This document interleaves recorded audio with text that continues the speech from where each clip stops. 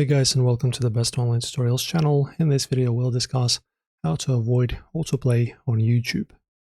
So firstly guys, it depends also what kind of website you're on, because sometimes websites are embedding the videos into their websites.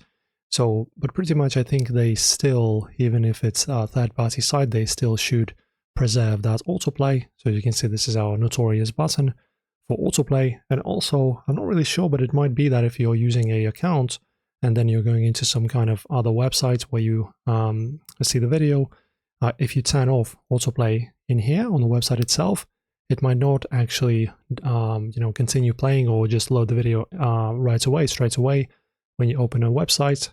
So yeah, just go ahead and disable this button right here.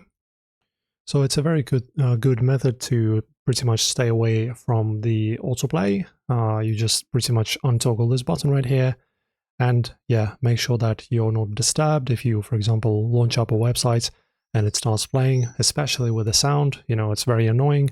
So yeah, to turn this off, just navigate to this button.